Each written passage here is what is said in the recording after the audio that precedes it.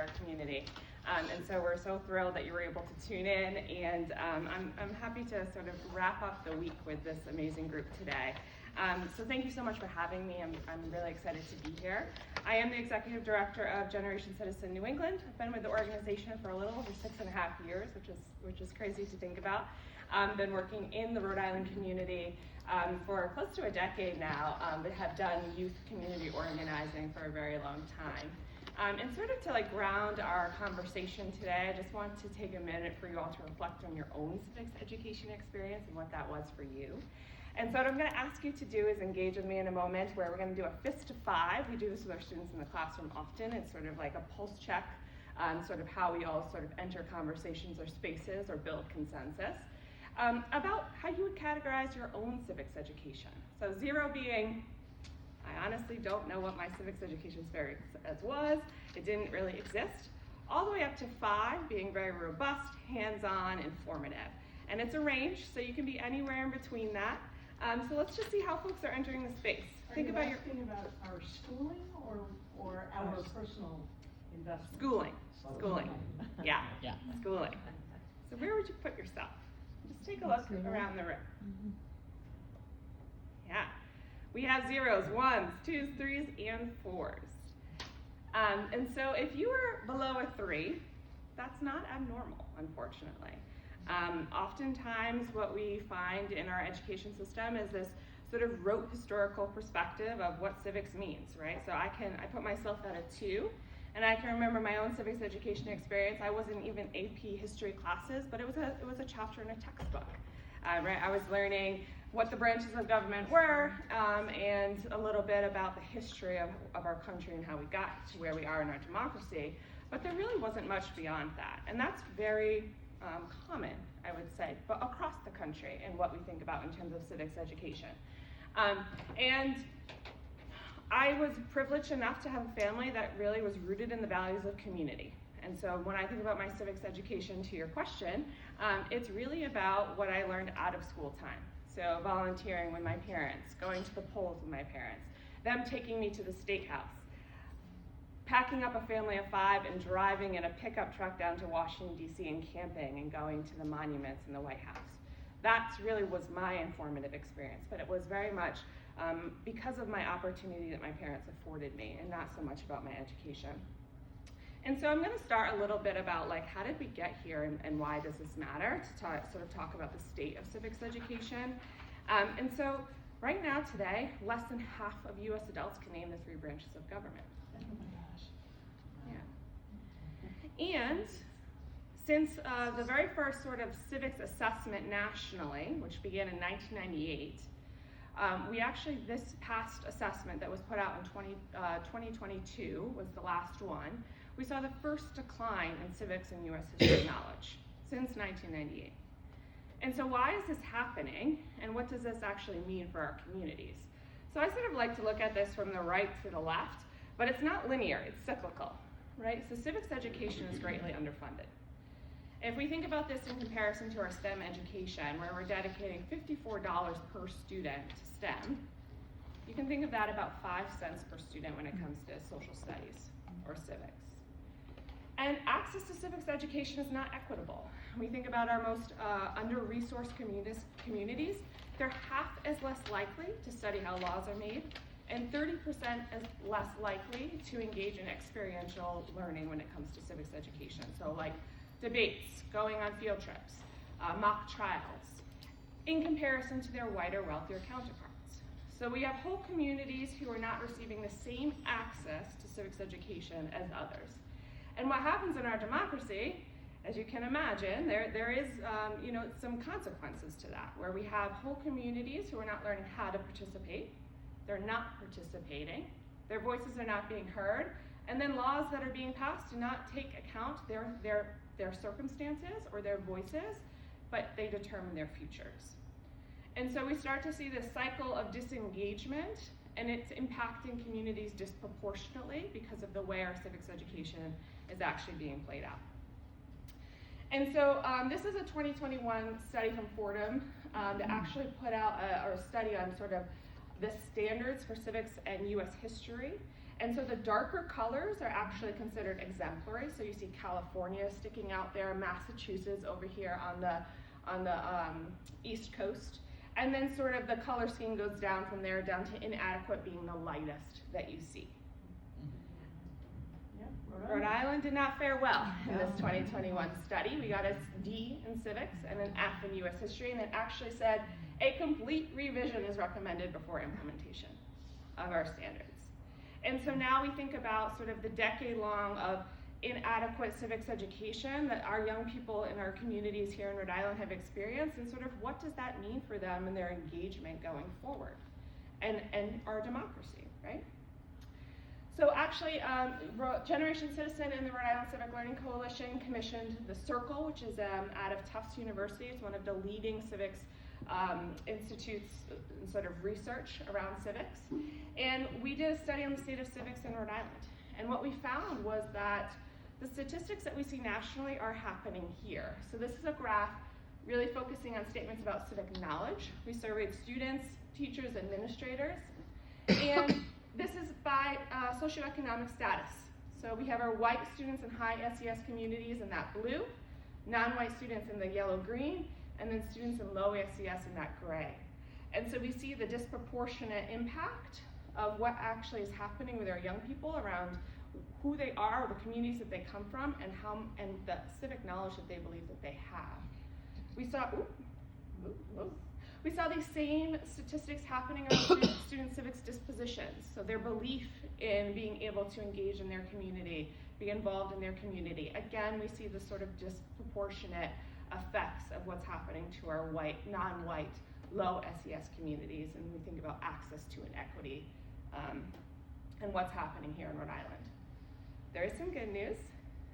As part of a little bit of a result of that Fordham study, but also just decades long of disinvestment in civics education and social studies here in the state, RIDE actually, the Rhode Island Department of Education actually did revise their standards. Generation Citizen, along with many other organizations, teachers and students alike, were part of some working groups that helped to rewrite the standards here in Rhode Island. They were endorsed by the Council of Elementary and Secondary Education in 2023. And you can see here, there's sort of 4 domains that anchor students' learning across K through 12, and civics and government is one of those domains. So we're really excited about this transformation. And now schools have until the 2026-2027 school year to enact and start to live out these standards in practice. Many of them already sort of transforming some of their practices. What's also great is that these standards were designed to inform in sort of a culturally responsive and inquiry-based lens.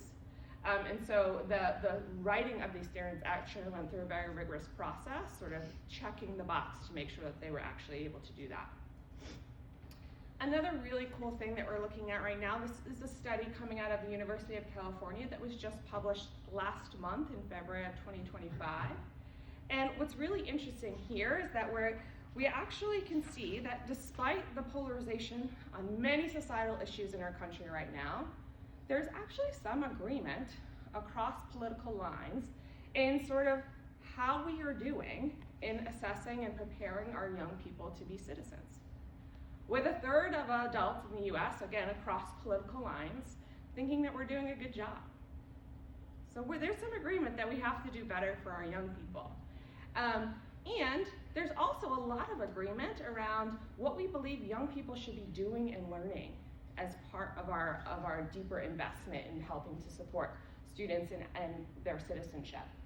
So I pulled out a few here that I thought you'd all be interested in. So 85% on average believe that young people need to learn the importance to register to vote.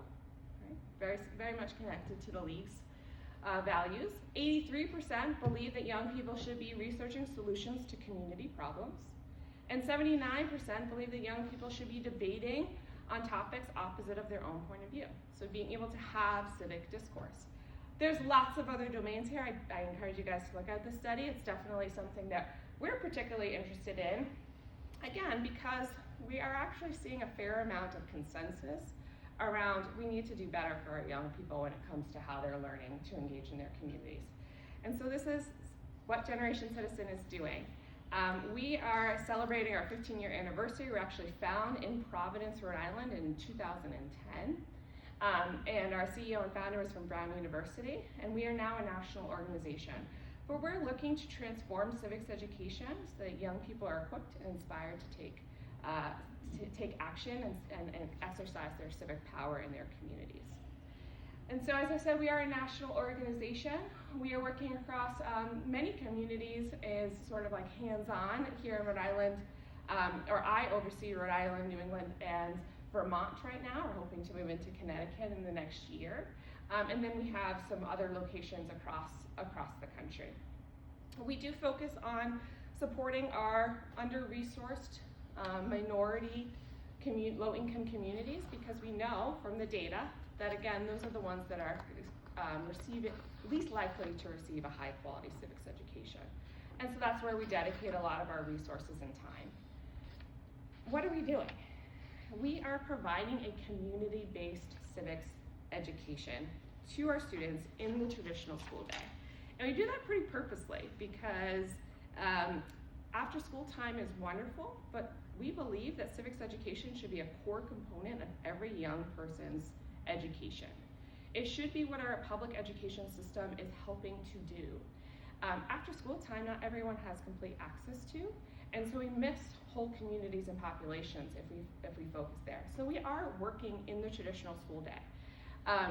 And we are preparing our teachers to be able to deliver a hands-on experience. So transforming classrooms to be less lecture. I know I'm lecturing at you today, and that's not what we typically like to do, and more facilitating of dialogue and problem solving.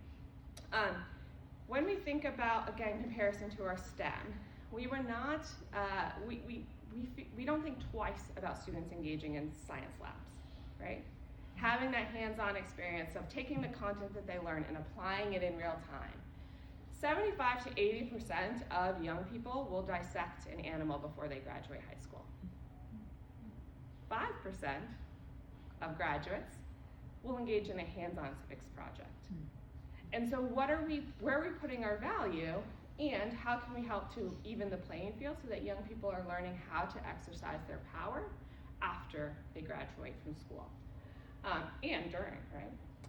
And so what this looks like in our classroom is we are, again, facilitating a process that students are leading. So these are student-led projects. They are identifying issues that are personal to them, real world happening in this moment, to be able to create lasting change. So we're helping them to think beyond the individual root causes of why problems exist to the systemic level of how they can engage in decision making in real time. And so they have to address a root cause that tackles this personal issue that they are experiencing, and they do that in community across a full classroom. Because we know that change doesn't happen in isolation, right? We can't do independent projects and expect people to understand how to engage with others.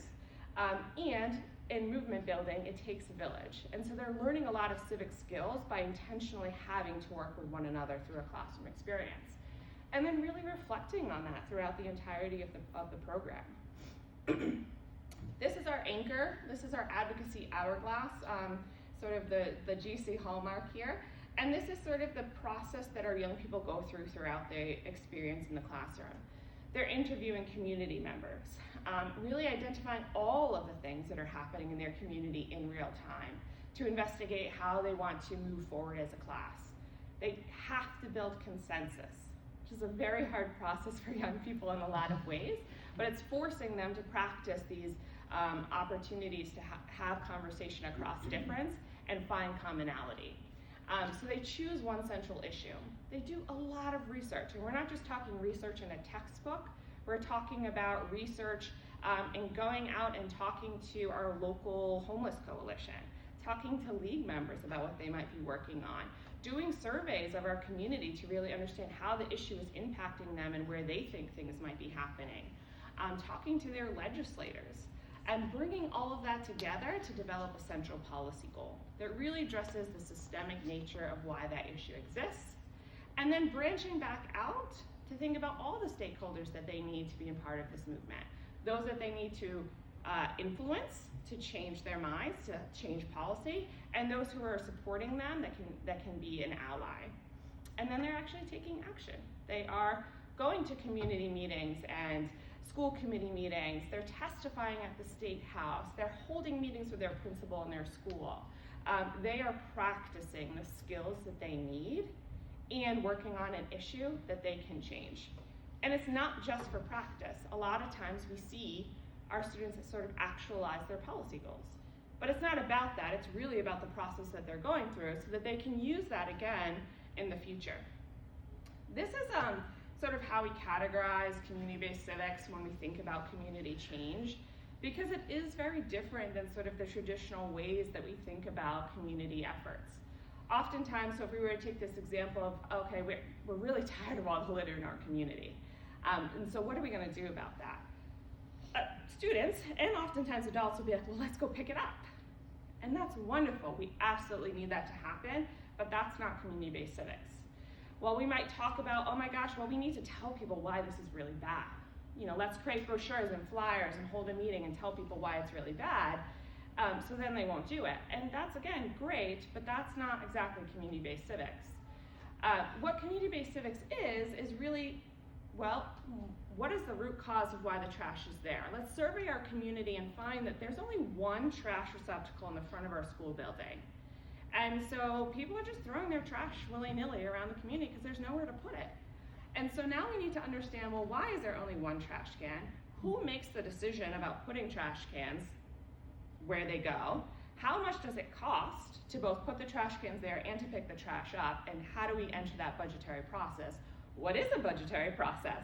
And so now they're starting to understand government, structures of government, branches of government, power, how to engage with their political officials, timeline of when decisions are being made, who's making the decisions, and now they can advocate for more trash cans in their community to throw their trash, and now they've changed the nature, right? We can pick up the trash today. That doesn't change it not being there tomorrow. And so that's where we're trying to get young people to go, and also our teachers, because the civic, as we just saw in this room, the civic education gap exists in all of us. And so we're helping our teachers to also be able to think that way. So some examples that I can share with you. Oh, this is a sort of a plethora, it's not an exhaustive list of the types of things our young people are working on. Remember I said it's a student-led project, and so it's really about what's happening for them in real time. And so oftentimes we see our young people working on issues around education and student voice, health, justice and equality, public safety, environment. And it's sort of, you know, it runs the gamut every year. But what you can imagine young people seeing in the news, which you are experiencing in your communities, is oftentimes what our young people are talking about in their community. So this is an example that I love to share. It's actually out of Lawrence, Massachusetts. This was last year. Following our example that I talked about, the students were really concerned about litter on their streets in Lawrence. What they discovered, there was not enough trash receptacles. And so their goal was to work with City Council to pass an ordinance to give tax credit to small businesses that have trash cans outside of their business. It's a pretty cool, right? And they had to learn a lot about City Council, tax credits, talk to business owners, talk to the City Council. They had to do a lot of things. They actually went to the City Council meeting 3 times to present and ask for them to pass this ordinance. And every time they went, the City Council would ask them questions, and they'd be like, oh, we don't know, we have to go back. And they'd go back to the past and learn something else, and then they'd come back and present on that. Oh, yeah, we don't know that answer, and they went back. And so imagine what they're learning through that process about persistence, about working through challenges, continued research. And this is the mayor in the high school, City of Lawrence, signing the ordinance in May. Wow. So that is a truly informative and transformational experience those young people have went through. This year is in Providence, Rhode Island. Students were very concerned about drug use in teens, and they brought this back down to like, we just don't know enough, right? There's not enough education. And so they actually advocated to transform the health curriculum in their school to enhance drug education. And so what actually happened here is that they were invited by the head nurse to help write new standards for the elementary and middle schools around the health curriculum. So this is really elevating student voice and decision making, bringing them into how decisions are being made, and then really making sure their education represents what they need. I'm going to play this video. So Civics Day is a really exciting opportunity for students to come together from all over the state to present on their projects that they've been working on all year long. They have identified a community issue that matters to them, and they have done research on why that community issue exists.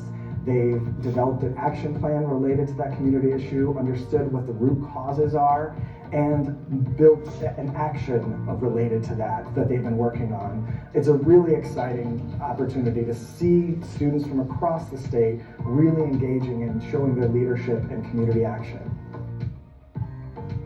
I think that our youth feel empowered when they can potentially make a change, and especially to have adults listen to them and hear them and have conversations with them about what they think is important. It really does empower them. It's definitely taught me a lot more about how to be a part of your community, and I think honestly I'm more interested in being a part of my community now that I've got a little bit more experience with it. It's important to learn from a young age how to advocate for yourself and for others, and to sort of critically think about your community and what things are important to you and important to the future of everybody around you.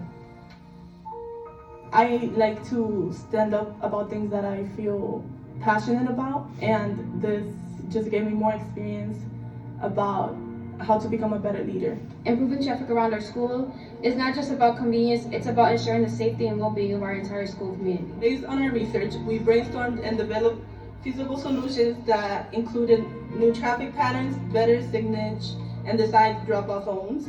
We want to be prepared for the real-life world. We want to be prepared to do things in the world, and this is what Generation Citizen is about. We have access to technology, we have access to the internet, we have luxuries that many people experiencing homelessness would not have. If we're struggling to find that with all of these luxuries, how are the people in need going to find that? Having a voice as a young adult was very important to me, and I finally have that. And I'm excited to see where this opportunity can take me down the line. Generation Citizen, from a macro perspective, is really about transforming our democracy. We believe that young people have the power to influence our communities and deserve to be at the center of community change. And when we think about where we need to start, it starts with our youngest citizens. If we're treating our youngest citizens how to be active in their communities now, it's going to change who represents our communities, who's serving an elected office, who's voting, and that's going to transform our communities for the better, so that we can really make sure that the civic disengagement gap is stopped, that cycle does not continue, and our communities are represented by the people that are living within them. Nice job. So I'm forced to watch this video often. I was 4 days away from giving birth to my first my daughter. So it reminds me of that moment very, very much. So that is highlights from what we call Civics Day, which is sort of our end of year showcase. It's like a science fair. Some of you might have joined us in Rhode Island, the Rhode Island State House for that, and I hope that you do this year, which will be on May 19th. And we are really, it's really when students get to reflect with community about what they've done in the course of their project. And then also be inspired to continue to work on those issues well beyond what the classroom allows them to do. And it's really great to see students' transformation just on that day, where they are really the experts. They are the experts in what issue they have chosen to work on and how they think that they can change it. And the governor has walked around and talked to students, legislators, and so it's a really pivotal moment, and sometimes the first time students are in the State House. And so we're demystifying that truly is their house. And so we of course are evaluating the work that our program is having on young people, and we do this through sort of three domains. So definitely civic knowledge, what they understand. They do need to know the three branches of government, who holds power, sort of like how government is organized and how decisions are being made. They are definitely learning civic skills. So again, how to have discourse across disagreement, how to lead others, how to show evidence about what it is that they are trying to change. And then of course their motivation, the belief that their voice does matter, that they do play a part in their communities and their community health, and that they can sort of persist through challenges to help realize what they know their community needs to be, to sort of envision how they see their community or want their community to work for them. And so this is some outcomes of our most recent year of what our young people are walking away from. So 93% of our students left the classroom saying that they have knowledge to create a plan to address a problem. They now know the process that they need to go through to do that. 92% of our students said that they developed some sort of civic skill that will help them engage in democracy going forward. And 81% of our students believe that they can make a difference in their communities. This is truly transformational, not just on an individual perspective of like what they're walking away with and now how they're going to engage in communities going forward, like vote, volunteer, engage in public service, but also societal, right? When we think about if young people are all learning this and walking away, what does that mean about how policies are made and informed by constituents? Who is running for office and how they represent communities? And so there are some really cool studies that have both studied our program, but also just sort of this idea of like when we pair content and knowledge, again, sort of that rote historical perspective that most students are getting, with a hands-on learning experience to be able to make meaning out of what they've learned. This study in particular in social studies found that it increased learning 5 to 6 months. And so we are really focused on creating some of the conditions that allow for young people to do that well. And of course they're learning a lot of other things beyond just sort of like civic knowledge and skills, but our SEL skills, social emotional learning, right? That they can listen to other people's points of view. Lord knows we need that now, right? Identity development, and their own sort of student voice and leadership and the opportunities that their school is creating for them to be able to engage in their education experience. Beyond the sort of programmatic aspect, what we also are working to do is to create the conditions for quality civics education to happen across communities. And so we do this by engaging in policy. And we helped to launch the Rhode Island Civic Learning Coalition, which Nina, who I know couldn't be here today, but a league member, partakes in often. So in 2021, we found the Rhode Island Civic Learning Coalition. And it is really truly a multi-racial, multi-ethnic, and multi-generational coalition. We found it with the idea that we really wanted young people to be centered in the movement. And so our meetings sort of bring together cross-generational viewpoints of how we can engage in this work together and make sure that youth really are the voice of what they want to see changed. And so there's some really cool things that we've done as a coalition, including in 2021, we helped pass the Civics Literacy Act. This is the first piece of legislation that actually mandates that young people should learn civics. Outside of that, there was really no mandate in what students should be learning and how. And this Literacy Act actually, what's really amazing about it is that it includes that young people have to engage in at least one hands-on student-led project, civics project, at some point between middle and high school. Of course, we know repetition matters, and so we would always push for beyond one, just like basketball practice, right? Like you don't just go to basketball practice once and go to the NBA, right? So repetition matters, and we hope that they're engaging in a lot more than one project, but we're really proud that that bill emphasizes this idea of hands-on learning. Another thing that we helped to do was the Rhode Island Department of Education had not fulfilled in over a decade anybody in the department that was focused on social studies. There was an unfilled position. And so we helped to advocate for that position, which has been filled now since about 2021, 2022. And we also advocated that there was young people on the interview committee. That was the first time that RIDE actually did that. And again, you know, we did that first State of Civic study that was published in 2022 that I showed you some of the data from, really sort of assessing the state of civic health in Rhode Island broadly. And now what we're doing is to advocate for funding. When we first put the civics literacy bill forward, we actually had a funding component attached to it that through the process it actually got removed. But it's an unfunded mandate. And so we know what happens to unfunded mandates, right? It's now a piece of paper. And that's one step. And so now we need to think about what needs to happen for our communities to be able to actualize this. And we need support. We need our legislators and our communities to put money behind this so that we can actually create high quality criteria, purchase high quality civics criteria, train our teachers so that our young people can really have a quality experience. And so right now we have a bill, it's been introduced in the House and the Senate for a $1 million civic funding bill. And this would allow schools to be able to prioritize civics education. Coming out of our study, we found that 21% of administrators said that their districts had a civics course, standalone civics course. And more than half of our administrators said that it really wasn't among their priorities. Again, this was back in 2022. And then we also found that 55% of our teachers said that they didn't have access to civics-related professional development, and 36% of the teachers said that their curriculum materials were not adequate for them to be able to engage. And so this bill is designed to provide funding directly to support teachers in their professional learning journey and for high-quality resources. It is also designed to address some of those inequities. And so it's a categorical fund, so it would sort of be allocated and spread across every community, every district in Rhode Island, but proportionately based on need.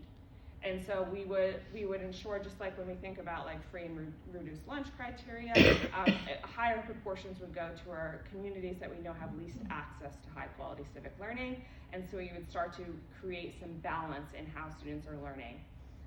And 50% of our students feel that they didn't have the skills to really tackle community issues when we produced this survey. And so we're really looking to prepare our next generation to be able to engage in democracy, especially the democracy that we're in today, right? We need to make sure that they have the skill sets to engage deeply in our communities. And so my sort of end here is a call to action to all of you all, very connected, I know, in your communities and engaged. And so I ask you to just think about your community and what you know about their civics education, and start to inquire with the schools and the districts that you're connected to about, like, how are they planning to work on these new social studies standards and position civics in government from K through 12?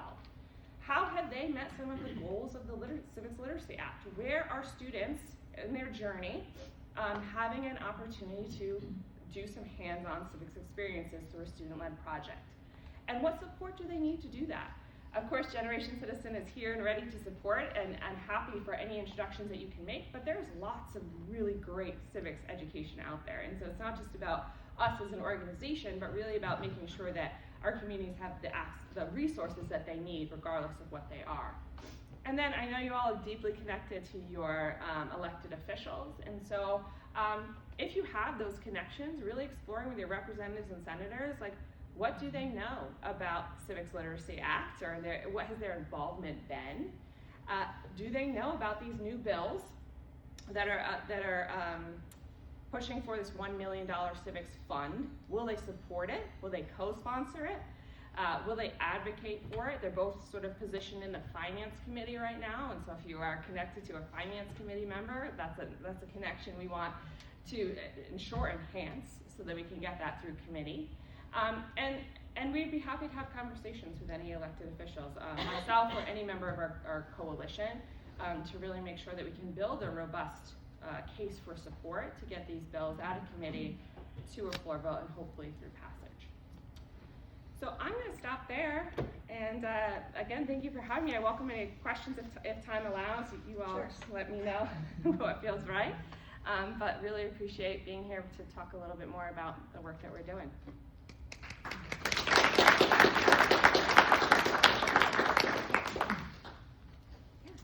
So many questions. So what are the ages that you, I mean, it looks like it's mostly high school, but what's the range? Yeah, so we particularly, our curriculum is for 6th through 12th grade. 6th through 12. Yeah, so Okay. in Bristol Warren, we actually are in the 6th grade. In most schools in like Providence, in Southwest Central Falls, we're in 8th grade, and then again at some point in high school. Okay. Yeah. And my second question is, how do you work with the school systems? Do you come in and teach this? Do you just provide materials, training? How does that Yeah, work? great question. So we have a civics curriculum, so it's a fully packaged curriculum that's standards aligned, but we actually are doing this through the professional development of our teachers. And so we train and coach our teachers. So they go through a rigorous professional development experience when we first form our partnership. It's about 2 days, 16 hours of upfront work. And then our program managers are assigned to that school community, and they're offering coaching to the teachers throughout the entirety of the school year. And so what we find is that oftentimes our teachers need a lot of support in going from lecture to facilitators, right? You know, we're asking them to transform their classrooms to be centers for democracy. And so we have to help them to create the conditions for that to work. Of course, we're also supporting them with the implementation of the curriculum and then their own civic knowledge. So helping them to understand who are the community players that they can bring into their classroom. Who can they call for those community interviews? And so we're helping to pair them with community folks. So we do this really through the training of our teachers and ongoing support. And we think of our partnerships average 3 years. And so we are fully prioritizing the development of the teacher. And then we hope to step away from the community and for this to be a central part of their curriculum going forward. So we also work to embed the curriculum in the scope and sequence of the course. Oftentimes it's in like a U.S. history or U.S. government course. So there has to be money in their budget to do this, right? Correct. We do have a fee for service, but it is highly subsidized through philanthropy. But we want schools to put some sort of financial commitment to the program because we know that that changes the way that we think about our investments. Right. Thank you. With the national policy to abolish the Department of Education, I foresee a lot of inequality among states and disparity. I'm just wondering what your thoughts are on how to balance that. Yeah, it's definitely an ongoing situation that, of course, we are monitoring and engaging in every single day. We actually have a national policy and advocacy team that is really thinking about this question as we speak.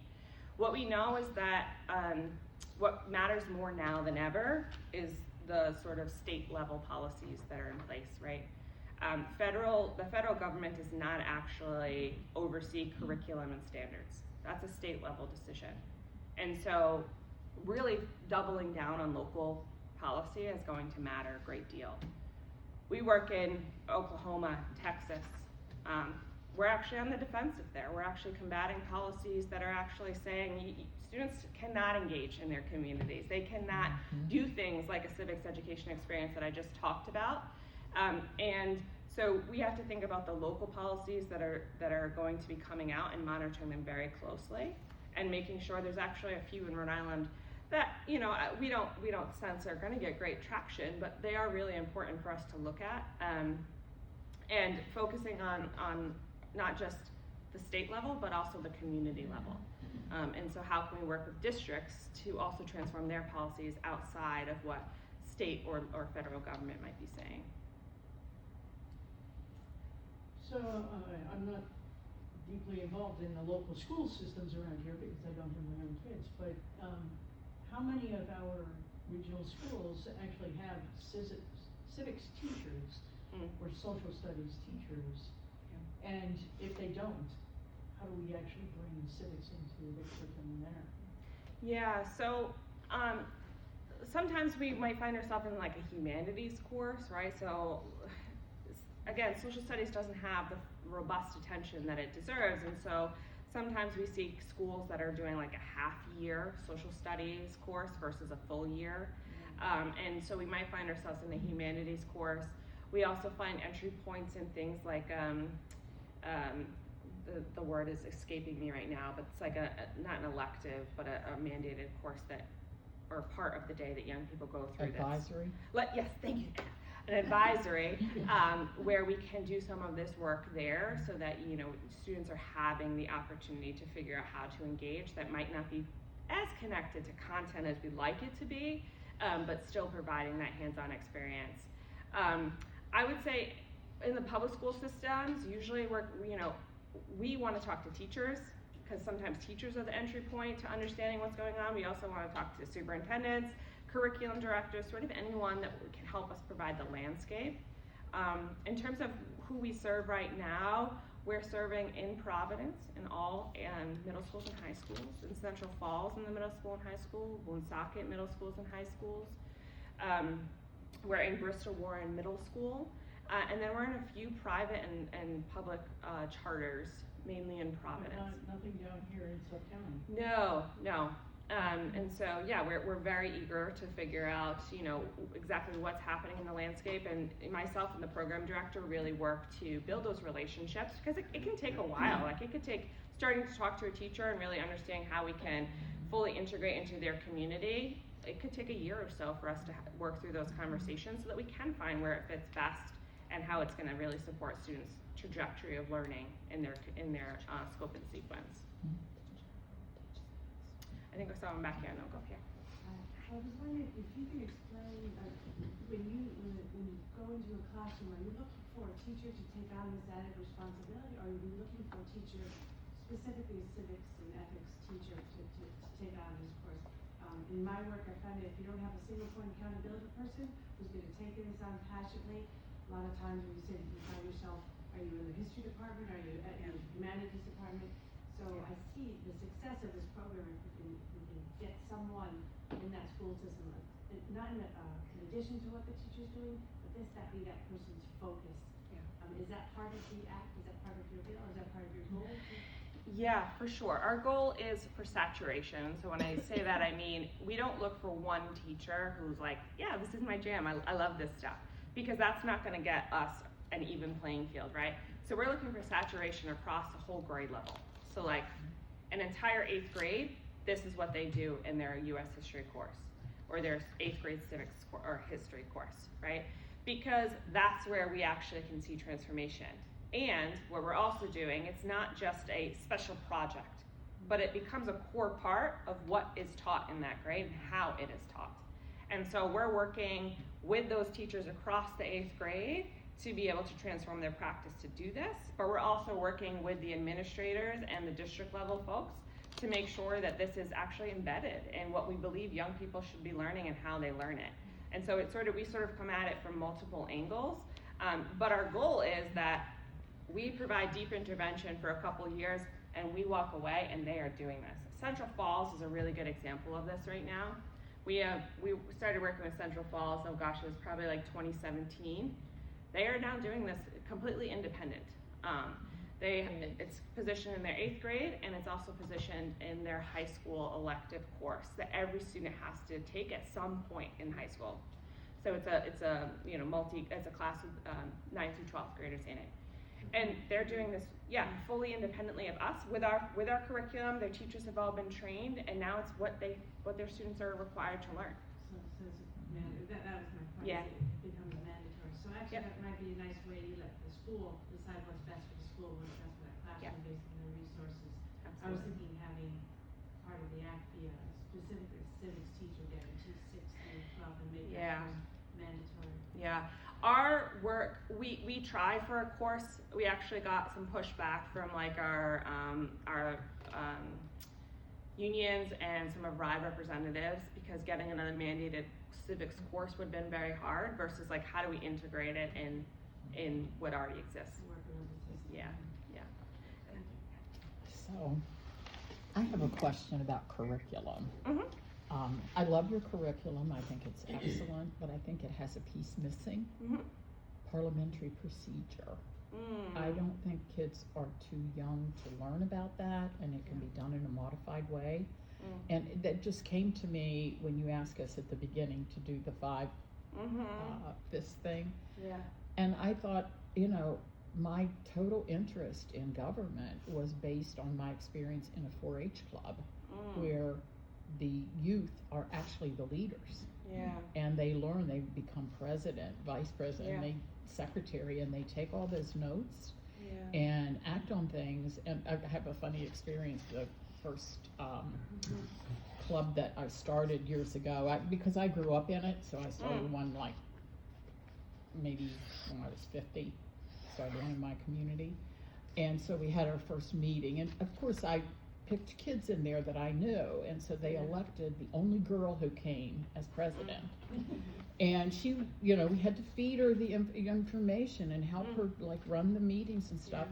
And the first time that they voted down a motion, she burst into tears because she felt like it was a personal thing. And I think the more that you have engagement, like actual, you talk about experiential learning. Yeah. That is where it happens. Yeah. But it needs to be embedded in the school-wide. Advisory would be a great place to have, to advocate for that. I mean, I'm just sharing this. Yeah, no. So what do you think?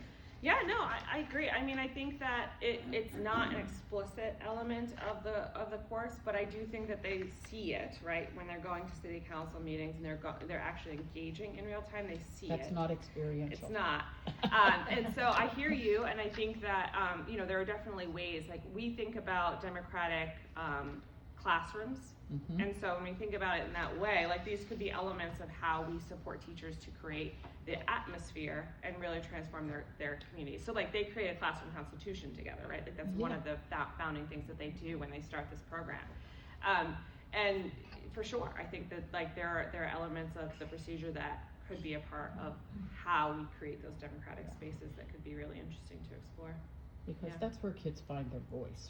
At young ages, and little kids love to vote. I taught third grade, and you know, you just have a mock election, and they think it's a big deal. So I think that's really important. I just wanted to throw that out. It just came to me today. Thank you. Yeah. Where in the pipeline is the funding bill right now at the State House? That's been Yeah, so we've actually, this is the third legislative cycle that we've introduced the bill. Last cycle, it got the furthest, which was only a committee hearing in the House Finance. It didn't get a committee hearing in the Senate. So among priorities, it doesn't tend to be the priority. We haven't gotten extreme opposition, right? I think everyone that we talk to is like, yeah, this sounds right. But it just hasn't been the priority. And so I think we have a moment in time to reframe how much of a priority this is, and trying to use some of that momentum to get the bill forward. So right now, I mean, because it got put into the Finance Committee because we're talking about a budgetary issue. We typically don't have hearings until later in the cycle.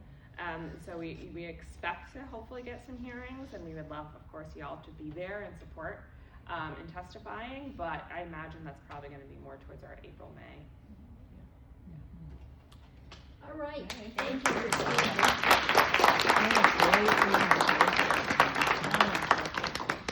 I think this was a wonderful glimpse into what we face as adults, looking at our children and wanting the best for them and the best for this country. So I thank you so much for this, Kristina. Yes, that was great.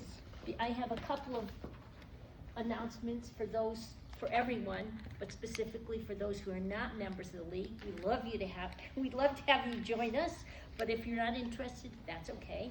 But you might be interested in NRT, which is coming up in April. We are going to have David Cecilini as our speaker, and we will be honoring Patty Arkwar, who is the driver of this beautiful facility. If it weren't for her, I believe there would still be no new library. So think about it. It's a great time.